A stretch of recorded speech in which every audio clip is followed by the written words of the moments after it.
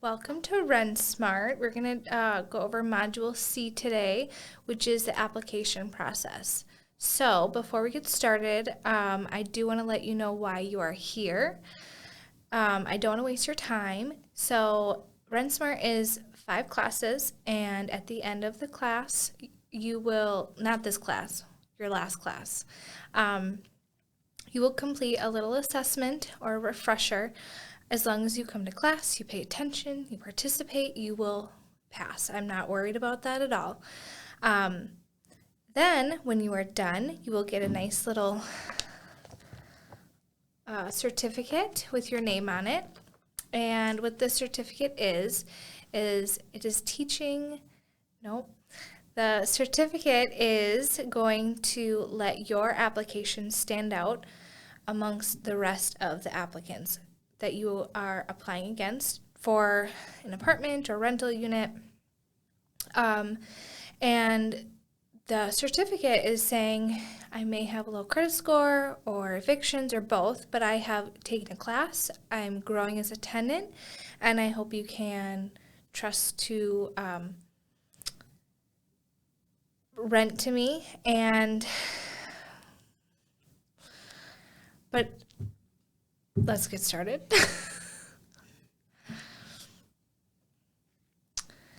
All right, so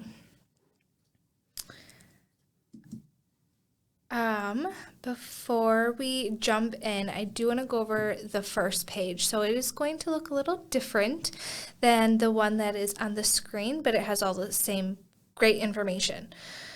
So I want to go over things to remember. So if you were here last week, then you would know what the Fair Housing Act is. And so the Fair Housing Act is listed under there for a little refresher. But what I really want to go over are the references and resources that are there for you.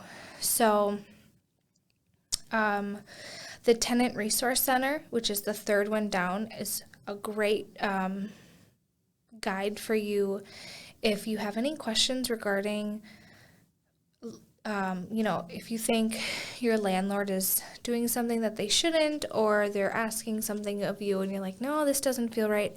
You can go on their website and they will have your question answered. I guarantee it. Then the annualcreditreport.com. So that is the website that you can get your free credit report. Before COVID, they had it once a year. You could check it for free. And then they moved it to you could check it every month for free. And currently it is January, and they are allowing you to check it every week for free. I don't know why you need to check it every week, but it is an option for you. And then there's some more reading information if you want. But those are the most important ones that I want you to know about. So let's talk about the rental application process. So on the second page, so you're going to flip it over, but it's actually page 1. I apologize. You're going to have a piece of paper, and it says applying for a rental unit. So I want you to imagine that your great aunt Martha out in Washington passed away, and she left you a rental property. And you don't want to go out to Washington. You want to have that property as income, but you need to find somebody to fill it and rent from you. So what are some questions that you're going to ask these potential tenants on your application? So I'm going to give you some time to fill that out.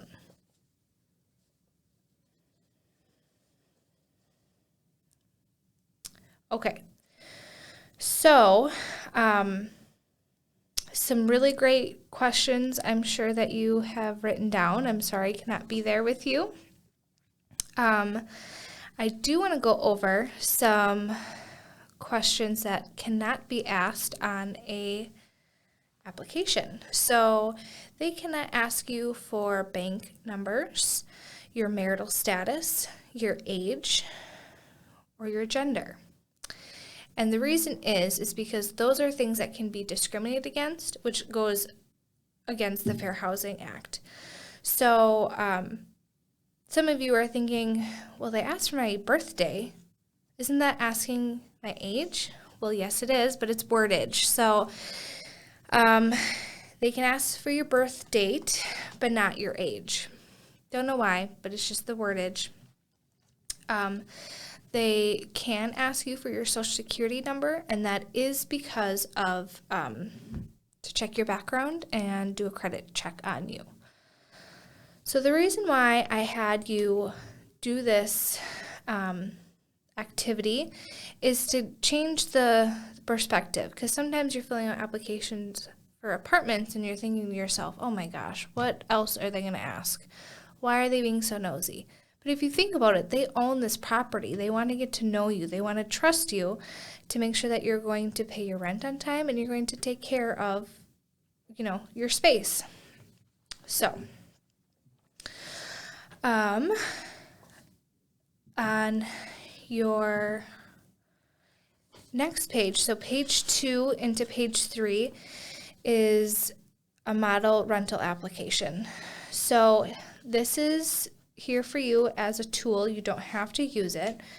However, if you would like to fill out this information now, and then you can just essentially copy and paste it for when you are filling out applications. Because sometimes you're like, oh gosh, what was my previous address, or what was my landlord's name, or what was their number? And instead of having to keep going back for that information, this is like a tool that you can use just to copy and paste it. All right. So, how do landlords screen for applicants? Well, let's talk about that. They check your credit. What can you see in a credit report? Well, they can see any collections that you may have. They're going to see any bankruptcies in the past 10 years and any late payments that you have had in the past 3 to 4 years. So if you have a car loan out and you forgot to make a payment last May, they will see it. They will see if you skipped a payment on paying your electric bill. They're going to see it. It's pretty much all your dirty laundry all in one nice packet for them. They are also going to be able to see all of the previous employers that you've had and the length of time that you've worked there. So they can see if you had any employment gaps, how long you've worked there for. And some landlords, they are looking for employment stability, while others, as long as you have a job and there's no employment gap, then they don't mind. It all depends on the landlord themselves. They can see where you've lived previously. If you rented from, an upstanding company or landlord, but if you are, renting from a family member or you are subletting from somebody, they might not see it. But if they can, they're going to see your rent payment history. They're going to have the contact information from your previous landlord, and they can call them up and say, hey, when they moved out, what was the rental unit like? What was the condition? Did they leave holes in the wall, junk in the apartment place? Were there any complaints from the residents? Was there any police activity? Things like that. If they want to contact them, they have the information to do so. They also will look at your utility payment. If you have an outstanding WPS bill, they're going to see it. And the reason why this is important is because many times rent and electricity go hand in hand. So if you're not paying your UPS or your WPS bill on time, then you might not be paying your rent on time as well. That doesn't always happen, but usually they coincide. And so if you have a large outstanding bill, they're going to question if they want to rent to you. So my advice to you is while you are here at Freedom House, take the time to knock some of that out. show that you are making progress on that large debt that you have against them. Could you take me off for a second? And then they will also be able to see any arrests or convictions that you may have. So, like I said earlier, this is all your dirty laundry, all into one nice report for you. So, now let's say you do have bad, here it is. Let's say you do have, some things on your credit report that don't look very good. Well, what can we do to fix, or not fix that, but what can we do to explain it? Because sometimes what is on paper doesn't really portray the whole situation. So if you have bad credit, there's usually a situation of what caused that. So what you can do is write a letter to the potential landlord and explain to them what happened.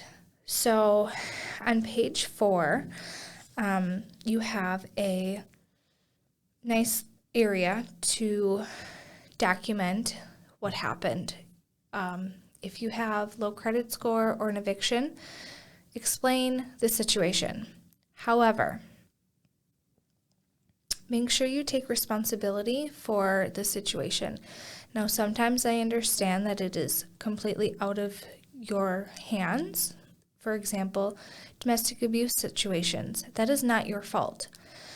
But if you explain, you don't have to go into detail. Just explain that you were in, an abusive relationship. You've removed yourself, you're safe, and now you're trying to rebuild your life. That's perfect. But if, let's say you have poor credit because you were arrested and you weren't paying your bills, own up to that. Be honest. So there's a sample message down below, and you can use that as a guide for you as well. So if you have any questions or you need help writing a letter, you could ask your case manager, and they'd be happy to help you to do that, or me if I'm back, depending on the situation. So I strongly suggest writing a letter explaining your negative behavior and hang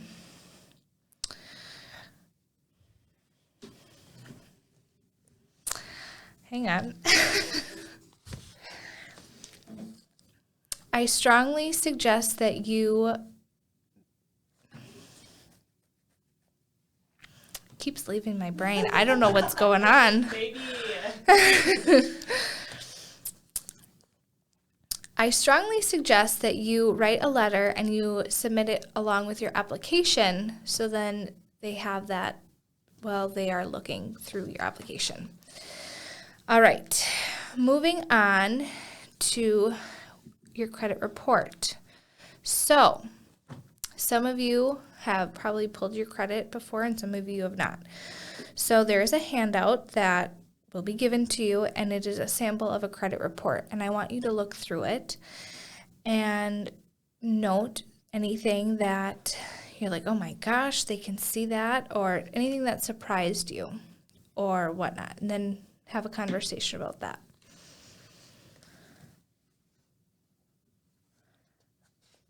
Okay, so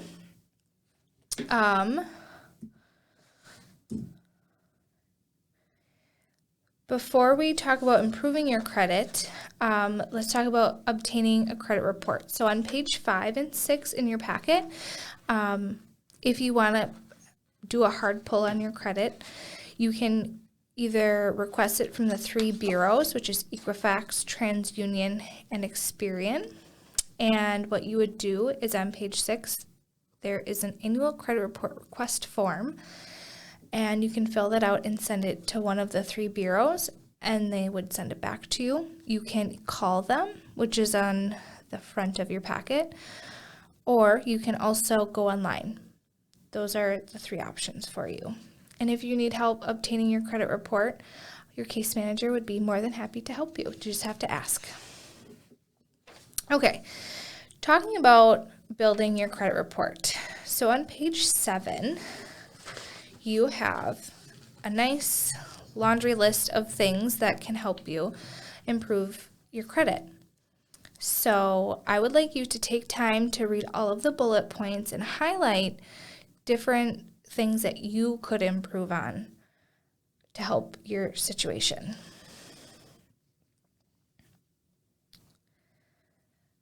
Okay, so I hope some of you could,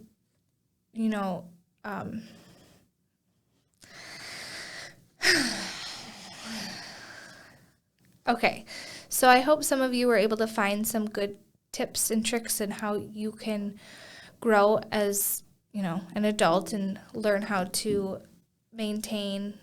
Nope, that's not it. We want to build, not maintain.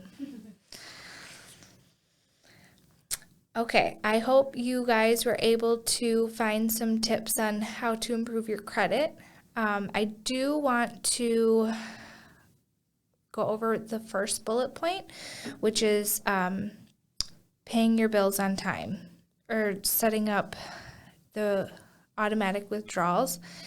Yes, that is wonderful. However, make sure that you have the money in your account, because if you don't, then you're going to overdraft and it's going to create more of a problem. So if this is something that you really want to do, I suggest start with a smaller bill, like a Netflix, $12, and it comes out every month on the same day, versus a car payment where it's hundreds of dollars and it's a little bit more challenging to navigate that. So, little tip for you. So, let's say you pulled your credit and you notice that something is off, that somebody down, let's say in Alabama, took out a $10,000 loan in your name, and that was not you, but it's on your credit report. What do? Well, on page 8, there is a outline for a letter that you can draft up to one of the bureaus, and it's a way for you to dispute it. So you do this as soon as you see it. The longer you take to do it, the harder it's going to be to get it removed off of your credit report.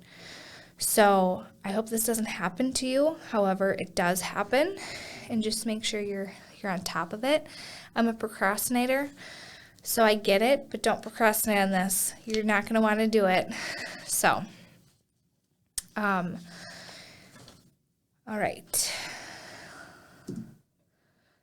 Let's talk about the fair housing laws and the violations. So on page 9, you have a handout, and it's essentially talking about,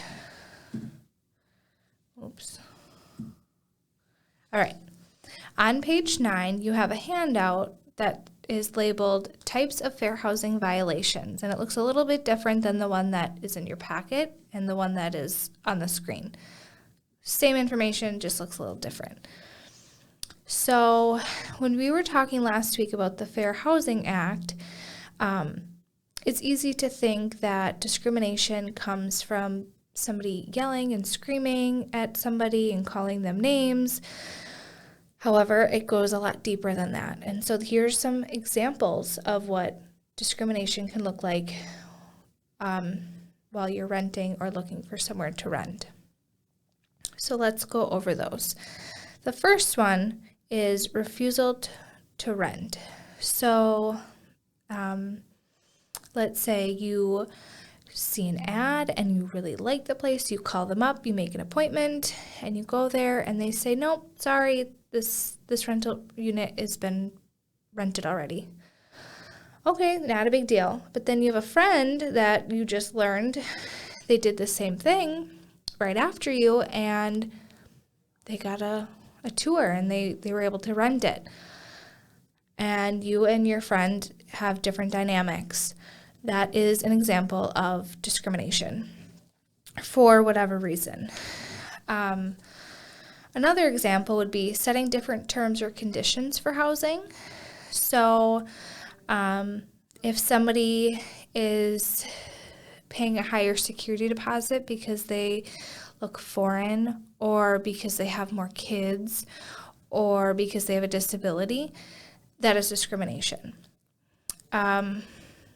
Steering applicants toward another rental property. So for example, let's say you and your 5 kids, you go look at a place and you are suggested to go look at another rental property, and you go there and that's not what you want. You wanted the starting over. Let's say that you and your 5 kids are going to an apartment that is in a very nice neighborhood. It's a brand new building. You're very excited, and you go and you have a tour, and the landlord suggests, hey, come look at a different property, that you might look, or another property that you might enjoy. So you go there, and it's in a very bad neighborhood. The place is filthy, and it's not bigger. So that would be an example of discrimination because you have a large family, or your skin color, or maybe you said something about your religion, and that is discrimination.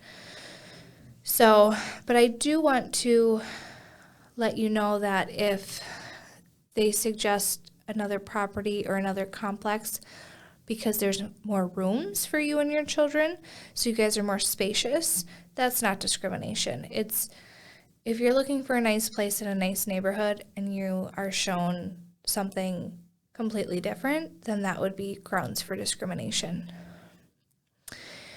And then the last one would be providing different housing services. So for example, having a tenant do lawn care because they look Hispanic, or they having so another example would be providing different housing services for different tenants. So if one person has to do lawn care but the rest do not, that would be grounds for discrimination depending on the situation. So discrimination looks different, and it happens often, unfortunately, even here in Green Bay. And if it does happen, I have resources for you, and the quicker that you file a complaint, the higher the chances that the person will be held accountable for their actions, and we want to stop it. So if you don't have any questions then we are complete.